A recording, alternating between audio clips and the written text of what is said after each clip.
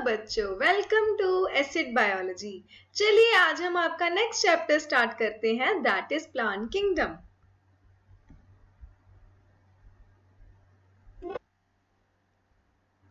अगर हम previous chapter की बात करें बच्चों, तो हमने बायोलॉजिकल क्लासिफिकेशन में पढ़ा था RH पिटेकर की क्लासिफिकेशन, जिन्होंने हमें क्या दिया था बच्चों, 5 किंगडम क्लासिफिकेशन। 5 किंगडम के अकॉर्डिंग कौन कौन से किंगडम्स पढ़े थे हमने? मोनेरा था, protista, fungi, Plantae and Animalia. ठीक है, इसमें से बच्चों हम किंगडम मोनेरा, प्रोटिस्टा और फंजाई लास्ट वीडियोस में कवर कर चुके हैं। जिस बच्चे ने वो वीडियोस नहीं देखी है तो वो मेरी प्लेलिस्ट में जाके देख सकता है। ठीक है, इस चैप्टर में बच्चों हम नेक्स्ट किंगडम स्टार्ट कर रहे हैं, दैट इज किंगडम प्लांटी, और इसके बाद हम करेंगे किंगडम एनिमिलिया। ठीक है, थोड़ी बहुत डिटेल्स हमने किंगडम प्लांटी की लास्ट चैप्टर में भी की थी, तो वहां भी आप लोग जाके देख सकते हैं। इस चैप्टर में हम लोग फर्दर उसको और डिटेल में पढ़ेंगे, किंगडम प्लांटी को। ठीक है, जिसको हम कॉमनली क्या बोल देते हैं, प्लांट किंगडम। ठीक है, तो प्लांट किंगडम मतलब इसके अंदर हमने किसके बारे में पढ़ना है, डिफरेंट टाइप ऑफ प्लांट्स के बारे में। We must stress here that our understanding of the plant kingdom has changed over time. ठीक है, अगर हम plants की बात करते हैं तो हमारी जो understanding है with time plants को लेके भी change हुई है। ठीक है, जैसे अगर हम previous classifications की बात करते हैं, जैसे जो लीनियस ने दी थी, ठीक है, जो लीनियस ने हमें बच्चों 2 किंगडम क्लासिफिकेशन दी थी, उन्होंने 2 किंगडम में कौन कौन से किंगडम रखे थे? One was kingdom Plantae and second was kingdom Animalia. ठीक है, किंगडम प्लांटी में क्या था, ऑर्गेनिजम्स विद सेल वॉल, और एनिमिलिया में क्या था, ऑर्गेनिजम्स विदाउट सेल वॉल। ठीक है, तो पहले लीनियस ने क्या किया था, जो क्लासिफिकेशन दी थी, जिन भी ऑर्गेनिजम्स के पास सेल वॉल थी उनको हमने किस में प्लेस किया था, किंगडम प्लांटी में। ठीक है, जैसे हम बात करते हैं फंजाई की, तो हमें पता है जो फंजाई है उसके पास सेल वॉल होती है। ठीक है, किसकी बनी होती है वो सेल वॉल? काइटिन की। अगर हम मोनेरा की बात करें तो मोनेरा में क्या आता है बच्चों, बैक्टीरिया। बैक्टीरिया के पास भी क्या होती है, सेल वॉल। प्रोटिस्टा की बात करें तो उसके भी कुछ मेंबर्स के पास क्या होती है, सेल वॉल। तो जो प्रीवियस क्लासिफिकेशन थी उसमें क्या था, जिस भी ऑर्गेनिज्म के पास सेल वॉल है, चाहे वो फंजाई था, वो बैक्टीरिया थे, प्रोटिस्टा थे, उन सबको हमने कहाँ पे रखा था, किंगडम प्लांटी में। लेकिन आज के टाइम पे जो हमारी अंडरस्टैंडिंग है उसके अकॉर्डिंग हमने क्या किया हुआ है, फंजाई को अलग किंगडम में रखा है, प्रोटिस्टा का अलग किंगडम है और मोनेरा का अलग किंगडम है। ठीक है, इनके पास ऑल दो सेल वॉल्स हैं, लेकिन आज के टाइम पे हमने क्या किया, इनको प्लांटी से एक्सक्लूड कर दिया। एक्सक्लूड मतलब बाहर निकाल दिया। ठीक है, इनको हमने अपने अलग अलग किंगडम्स दे दिए। So, the cyanobacteria that are also referred to as blue-green algae. ठीक है, जो साइनोबैक्टीरिया है पहले वो कहाँ पे रखे गए थे, एल्गी में, इसीलिए उनका जो कॉमन नेम है that is blue green algae. ठीक है, हमने इसके नाम से कंफ्यूज नहीं होना बच्चों, एक्चुअल में ये बैक्टीरिया ही है, क्योंकि इसको पहले हमने सेल वॉल होने के कारण एल्गी के साथ रखा था, तब भी इसका कॉमन नेम क्या था, ब्लू ग्रीन एल्गी। लेकिन आज के टाइम पे हम इसको कहाँ पे पढ़ते हैं, किंगडम मोनेरा में। In this chapter, we will describe algae, bryophytes, pteridophytes, gymnosperms and angiosperm. ठीक है, इस चैप्टर में हमने ये 5 डिविजन्स पढ़नी है further, algae, bryophytes, pteridophytes, gymnosperms and angiosperm। In 5 organisms को, इन 5 डिविजन्स को ही हम प्लांटी में आज के टाइम पे कंसिडर करते हैं।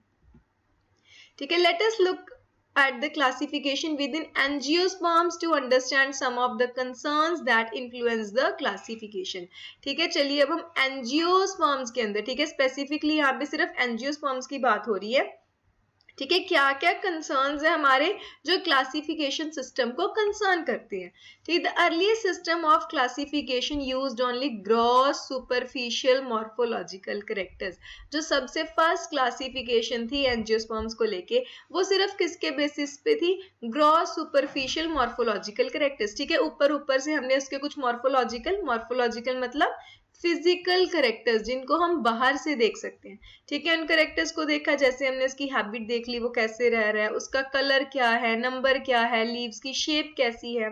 ठीक है, इसके बेसिस पे हमने क्या किया था, उसको क्लासिफाई कर दिया था। They were based mainly on the vegetative characters. ठीक है, वो मेनली क्या थे, हम उनके वेजिटेटिव कैरेक्टर्स देखते थे। वेजिटेटिव कैरेक्टर्स में बच्चों हम किसकी बात करते हैं, स्टेम, रूट, लीव्स। ठीक है, ये सब किस में आ जाते हैं? They are known as the vegetative characters. ठीक है, रिप्रोडक्टिव पार्ट में क्या आ जाता है? फ्लावर। अगर वेजिटेटिव पार्ट्स की बात करते हैं तो क्या आ जाता है? Stem, root and leaves. ठीक है, तो ये जो मेनली मॉर्फोलॉजी थी, हम मेनली किसकी देखते थे? स्टेम की, रूट की एंड लीव्स की। और ऑन द एंड्रोशियम स्ट्रक्चर। ठीक है, एंड्रोशियम क्या होता है? That is the male sex organ. ठीक है, जो मेल पार्ट होता है फ्लावर का, उसको हम क्या बोलते हैं? एंड्रोशियम। और ये किसने दिया था हमें? लिनियस ने। कई बार हम इसको क्या बोल देते हैं? It is also known as sexual system of classification. ठीक है, सेक्सुअल सिस्टम ऑफ क्लासिफिकेशन क्यों बोलते हैं हम उसको? क्योंकि लीनियस ने क्या किया था? उसको male sex organ that is the androecium, उसके बेस पे क्लासिफाई किया था। ठीक है, ऐसे सिस्टम को बच्चों हम क्या बोलते हैं? Artificial system of classification. Artificial system क्या हो गया? जिसमें हमने सिर्फ उसके कुछ ग्रॉस मॉर्फोलॉजिकल कैरेक्टर्स देखे थे। ठीक है, ऊपर ऊपर से कुछ कुछ मॉर्फोलॉजी देख ली, उसके बेसिस में हमने क्या कर दिया? उन प्लांट्स को क्लासिफाई कर दिया। दे separated the closely related species since they were based on a few characteristics. अब इसका मेजर ड्रॉबैक क्या था? कई बार क्या होता था, कुछ स्पीशीज थी जो बहुत ज्यादा क्लोजली रिलेटेड थी। ठीक है, उनके कैरेक्टर्स काफी सारे कॉमन थे, वो काफी ज्यादा लिंक थी, लेकिन क्योंकि हमने सारे कैरेक्टर्स तो पढ़े नहीं, कुछ कुछ कैरेक्टर्स देखे, उसके बेसिस पे क्लासिफाई किए, तो जो क्लोजली रिलेटेड स्पीशीज थी उनको भी हम सेपरेट कर देते, डिफरेंट डिफरेंट टेक्सा में प्लेस कर देते थे। Also, the artificial system gave equal weightage to vegetative and sexual characters. अब ये जो artificial system of classification था, इसमें हम vegetative characters को भी उतनी ही importance दे रहे थे और sexual characters को भी। हमें पता है जो प्लांट्स हैं उनके जो वेजिटेटिव करेक्टर्स है वो बहुत इजीली इफेक्ट हो जाते हैं इन्वायरमेंट से।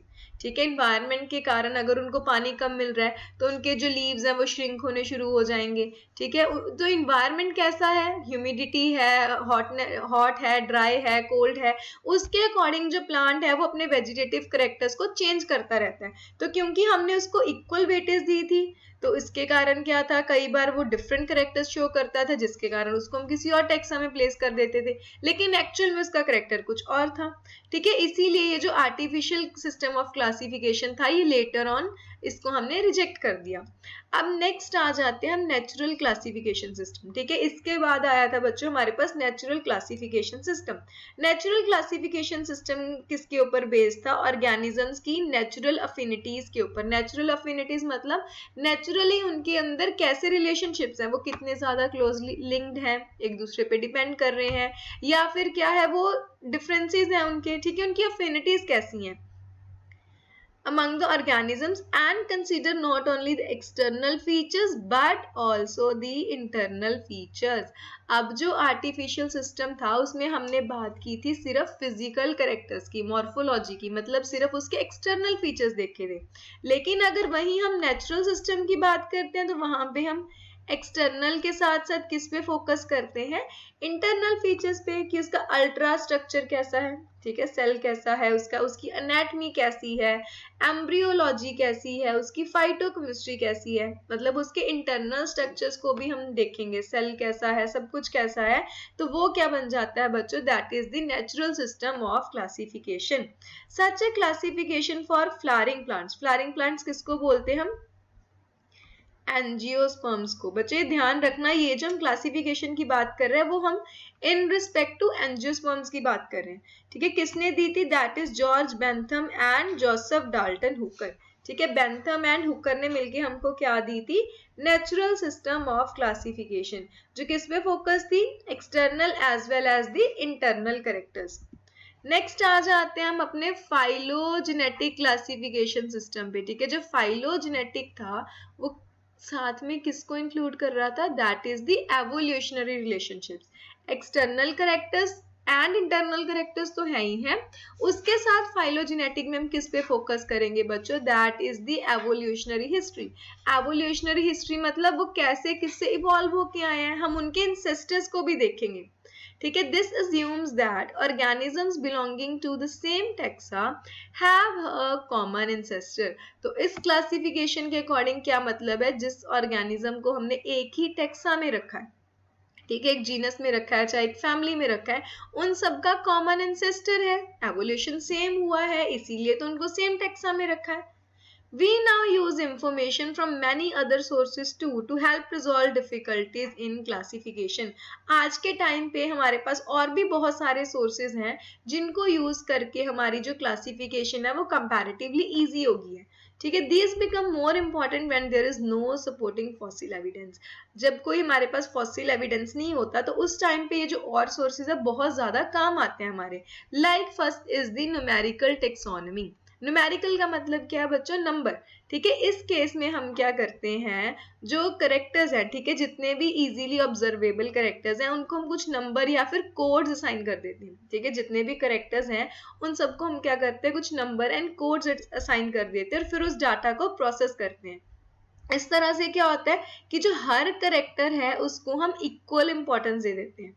ठीक है. न्यूमेरिकल टेक्सोनॉमी में सारे करेक्टर्स को हम नंबर और कोड्स दे देते हैं जिनको भी हमने ऑब्जर्व किया. उसके बाद फिर हम उनकी सिमिलैरिटीज और डिफरेंसेस को देखते हैं. ठीक है. उस वे से हम क्या करते हैं, कंप्यूटर्स की हेल्प से हम at a time 100 of characters को कंसिडर कर सकते हैं. ठीक है. जैसे आर्टिफिशियल में क्या था, सिर्फ कुछ 5-10 करेक्टर्स देखे और हो गया.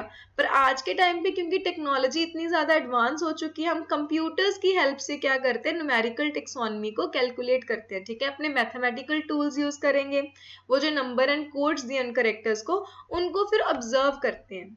Second is this cytotaxonomy. Cytotaxonomy किस पे बेस्ड है बच्चों? साइटोलॉजिकल इंफॉर्मेशन पे.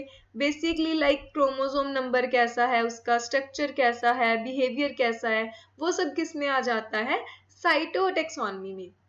Last is the chemotaxonomy. Chemo का मतलब क्या हो गया, केमिकल्स. तो केमिकल कॉन्स्टिट्यूएंट कैसा है, मतलब लाइक उसमें डीएनए कैसा है, आरएनए कैसा है, प्रोटीन कैसा है, बेसिकली अमाइनो एसिड्स कैसा है. तो ये सब केमिकल कॉन्स्टिट्यूएंट्स ही हैं प्लांट के, तो इनको कंसिडर करते हैं हम इन कीमोटेक्सोनमी. चलिए क्विकली हम रिवाइज कर लेते हैं क्लासिफिकेशंस को. हमने क्या क्या पढ़ी है आज? हमने 3 तरह की क्लासिफिकेशन पढ़ी है. First is artificial, natural and phylogenetic. अगर आर्टिफिशियल की बात करें बच्चों, तो जो आर्टिफिशियल क्लासिफिकेशन है वो किसके ऊपर बेस्ड है? It is based on gross morphological characters. ठीक है. किसके ऊपर बेस्ड है ये? Gross morphological characters. अगर वहीं हम नेचुरल की बात करें, नेचुरल किसके ऊपर बेस्ड है? External plus internal characters. ठीक है. एक्सटर्नल करेक्टर्स कैसे हैं उसके और इंटरनल करेक्टर्स कैसे हैं, उन दोनों को ही हम देखते हैं. अगर फाइलोजेनेटिक की बात करें तो एक्सटर्नल करेक्टर्स को भी देखेंगे प्लस इंटरनल करेक्टर्स को भी देखेंगे हम. इसी के साथ साथ हम क्या देखते हैं, उसका एवोल्यूशन. ठीक है. उसकी एवोल्यूशनरी रिलेशनशिप्स, कौन सा ऑर्गेनिजम्स किससे इवॉल्व होके आया है. ठीक है. तो वो क्या बन जाएगा, that is the phylogenetic system of classification. जो आर्टिफिशियल सिस्टम था हमें किसने दिया था? लीनियस ने. अगर नेचुरल की बात करें वो हमें बच्चों किसने दिया था? बेंथम एंड हुकर ने. और फाइलोजेनेटिक की बात करें तो वो किसने दिया था? एंगलर एंड प्रेंटल ने.